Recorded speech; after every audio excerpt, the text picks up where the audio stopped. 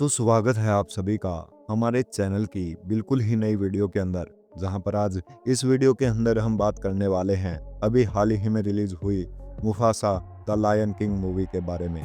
ये Mufasa the Lion King movie साल 2019 में आने वाली द लायन किंग मूवी से कनेक्टेड है। एंड जिस तरह से हमें उस मूवी के अंदर हमें सिम्बा की स्टोरी दिखाई गई है, ठीक उसी तरह से इस मूवी के अंदर हमें सिम्बा के फादर मुफासा की स्टोरी दिखाई गई है। आज की इस वीडियो के अंदर हम इसी Mufasa the Lion King movie को आप सभी के लिए एक्सप्लेन करने वाले हैं। तो मूवी की स्टार्टिंग होती है प्राइड रॉक नाम के एक जंगल से। एक ऐसा जंगल जो कि बहुत ही बड़ा और बहुत खूबसूरत है। यह जंगल इतना खूबसूरत है और हरा भरा है कि इसे जानवरों का स्वर्ग कहा जाता है। और इस मूवी के अंदर हम यह देखते हैं कि इस पूरे जंगल को जो रूल करता है वो सिम्बा है, वही सिम्बा जो कि मुफासा का बेटा है। यहाँ पर हम ये देखते हैं कि सिम्बा और नाला की शादी के बाद अब उनकी एक बेटी भी हो चुकी है और सिम्बा की बेटी का नाम कियारा है।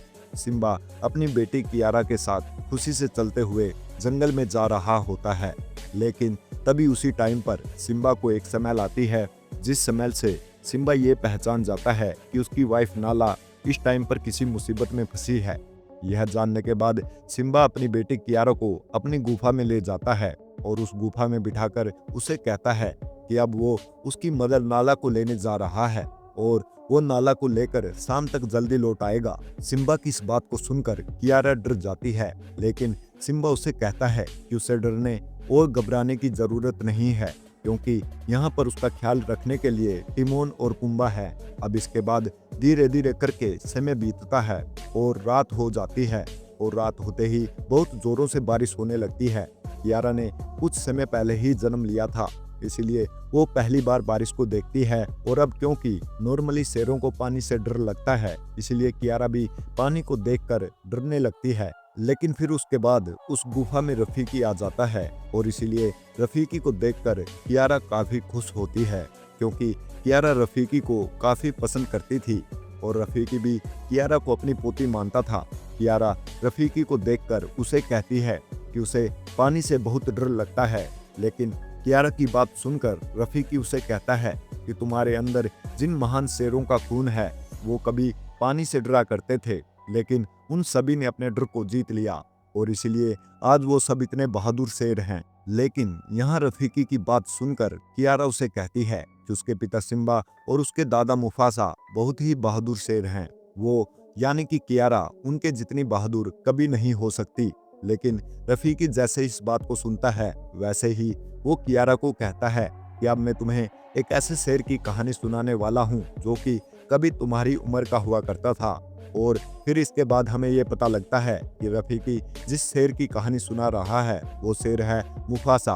अब इसके ठीक बाद रफीकी अपनी कहानी शुरू करता है और कहानी शुरू होते ही हम मुफासा को देखते हैं। आज से बहुत साल पहले अहादी और उरू नाम के शेर और शेरनी थे। उन दोनों ने एक नवजात शेर के बच्चे को जन्म दिया, जिसका नाम पड़ा मुफासा। पर मुफासा और उसके माता पिता जहाँ रहते थे वो एक बंजर और खाली जंगल था, लेकिन मुफासा के माता पिता उसे हमेशा एक ऐसे जंगल की कहानी सुनाते थे जो जंगल बहुत ज्यादा हरा भरा था। वहां पर पानी की कोई कमी नहीं थी, लेकिन जो जंगल बहुत दूर पहाड़ों के उस पार था और उस जंगल का नाम था मिलेले। साथ ही मुफासा के माता पिता उसे यह भी बताते हैं कि मिलेले जंगल सूरज की दिशा की ओर है और एक न एक दिन मुफासा को उस जंगल तक जरूर पहुंचना है। अब इसके बाद एक दिन मुफासा अपने माता पिता के साथ खेल रहा होता है, तभी आसमान से मुफासा के चेहरे पर पानी की एक बूंद गिरती है और फिर मुफासा जैसे ही ऊपर देखता है वैसे ही उसे पता लगता है कि आसमान में घने बादल आ चुके हैं, यानी कि यहाँ पर अब बारिश होने वाली है। आसमान में घने बादलों को देखकर जंगल के सारे जानवर झूमने लगते हैं और बारिश की खबर जानकर सबको बहुत खुशी होती है। मुफासा भी खुशी के मारे एक नहर के पास आ जाता है और फिर वो वहीं पर खेलने लगता है। इसके बाद वहां पर बहुत जोरों से बारिश होती है और इसीलिए बारिश को देखकर सारे जानवर बहुत खुश होते हैं। यहाँ तक कि मुफासा के माता पिता को भी बारिश देखकर बहुत खुशी होती है, लेकिन फिर देखते देखते बारिश बहुत तेज हो जाती है और फिर इसीलिए बारिश की वजह से इतना सारा पानी बह जाता है कि जिस नहर में मुफासा होता है वहां पर बाढ़ आ जाती है, बाढ़ को देखकर मुफासा का फादर अहादी उसे बचाने जाता है, लेकिन पानी का फ्लो इतना तेज होता है कि अहादी मुफासा को बचा नहीं पाता और मुफासा पानी में बहकर दूर चला जाता है। मुफासा पानी में बहते हुए अपने राज्य से दूर दूसरे शेरों के राज्य में आ जाता है, यानी कि ऐसे जंगल के अंदर जहां दूसरे शेरों का राज था। और जब कुछ देर बाद मुफासा की आंखें खुलती हैं, तब वो ये देखता है कि वो नहर में एक पेड़ की टहनी पर लटका हुआ है। यहीं पर मुफासा नहर में थोड़ी दूर जमीन पर एक दूसरे शेर के बच्चे को देखता है, जो कि उसी की उम्र का होता है और इसीलिए उसकी और मुफासा की आपस में बातें होती हैं, जिन बातों में दूसरा शेर का बच्चा अपना नाम टाका बताता है। टाका मुफासा से कहता है कि वो जल्दी से इस पानी से बाहर आ जाए, क्योंकि इस पानी में मगरमच्छ रहते हैं जो कि अगर उसे देख लेंगे तो उसे खा जाएंगे। ये बातें सुनकर मुफासा अपने पैरों को तेजी से चलाता है। वो अपने आप को पानी से बाहर निकालने की कोशिश करता है, बट इसी टाइम पर दो छोटे से मगरमच्छ उसे देख लेते हैं और वो मुफासा को खाने के लिए जल्दी से उसके पास आने लगते हैं। लेकिन तब तक मुफासा किनारे तक आ जाता है, जिसके बाद टाका उसकी मदद करता है और वो उसे पानी से बाहर निकाल लेता है। बट फिर इसके बाद वहां पर टाका की माँ आ जाती है, जिसका नाम यसा था, और वो इसके बाद टाका को डांटते हुए कहती है कि वो इस जंगल के राजा का बेटा है और इसीलिए उसे खुले में नहीं घूमना चाहिए। लेकिन इसके बाद टाका अपनी मदर यसा से कहता है कि उसे आज एक शेर के बच्चे की जान बचाई है, और यह बोलकर वो अपनी माँ से मुफासा को मिलवाता है। यह सुनकर यसा टाका से कहती है, तुम शाही खून हो और इसीलिए तुम्हें किसी आवारा के साथ नहीं घूमना चाहिए। पर इस बात पर मुफासा ईसा से कहता है कि वो कोई आवारा शेर नहीं है, बल्कि वो अपने परिवार से बिछड़ गया है। ये सब जैसे ही ये जानती है मुफासा अपने परिवार से बिछड़ गया है, वैसे ही उसे मुफासा पर तरस आ जाता है और इसीलिए वो उसे अपने पति के पास ले जाती है, जिसका नाम उबासी होता है। वो इस पूरे राज्य का राजा होता है। यहाँ उबासी जैसे ही मुफासा को देखता है, वैसे ही वो अपनी वाइफ यसा से कहता है कि उसे किसी अनजान शेर के बच्चे को अपने साथ नहीं लाना चाहिए था।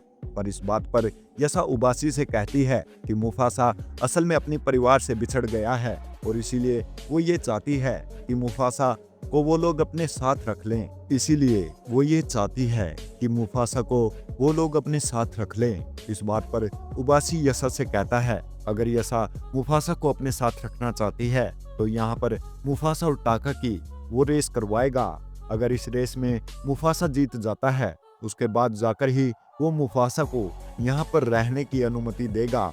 अब इसके बाद टाका और मुफासा रेस लगाते हैं, लेकिन अब क्योंकि मुफासा के साथ जो भी हुआ था उस वजह से वो बहुत ज़्यादा थक गया था, इसीलिए रेस में उसकी स्पीड काफ़ी कम होती है। बट ये देखकर टाका मुफासा से पीछे हो जाता है और वो उसे जीतने देता है।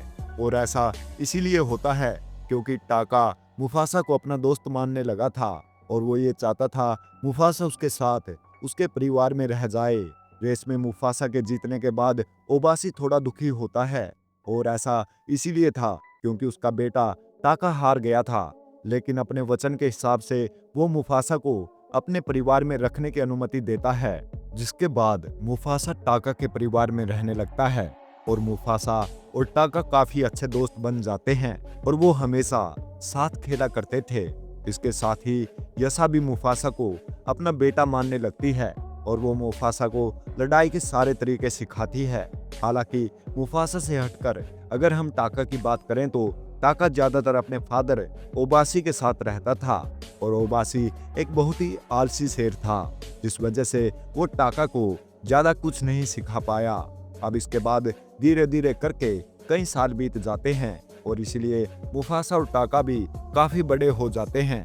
इन दोनों के जवान होने के बाद हमें पता लगता है कि मुफासा बाकी शेरों के मुकाबले काफी खास होता है और ऐसा इसीलिए था क्योंकि ना सिर्फ उसके सूंघने की शक्ति तेज थी, बल्कि उसके सेंस भी दूसरे शेरों के मुकाबले काफी ज्यादा थे। एंड इसीलिए मुफासा बाकी शेरों के मुकाबले ये पहले ही पता कर लेता था कि उन्हें जिनका शिकार करना है वो कहाँ और कितनी दूरी पर हैं।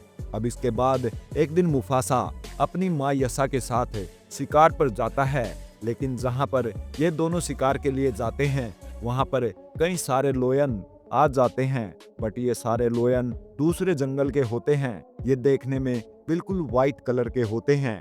इसके साथ ही इन सारे व्हाइट लोयन का साइज भी काफी बड़ा होता है और ये काफी ज्यादा खूंखार भी होते हैं। इसीलिए यसा मुफासा को छिपने के लिए कहती है एंड वो खुद भी उनसे छिप जाती है। लेकिन यहाँ पर हम ये देखते हैं कि ये सारे व्हाइट लोयन उन दोनों को देख लेते हैं और उन्हें देखते ही उन पर हमला कर देते हैं। हमला होने के बाद मुफासा डरता नहीं है, वो पूरी बहादुरी से उनका सामना करता है। यहाँ पर पीछे से उन दोनों के पास टाका भी आ जाता है। वो यहाँ आने के बाद देखता है कि मुफासा अकेले ही उन सारे व्हाइट लोयन से फाइट कर रहा था। लेकिन टाका के अंदर इतनी हिम्मत नहीं होती कि वो आगे जाकर मुफासा का साथ दे सके। साथ ही टाका इतना ज्यादा डर जाता है कि वो उन सारे व्हाइट लोयन से बचने के लिए झाड़ियों में छिप जाता है। लेकिन अब क्योंकि मुफासा काफी ज्यादा बहादुर होता है, इसीलिए वो अकेला ही उन सारे व्हाइट लोयन का सामना करता है एंड उनमें से वो एक को मार भी देता है।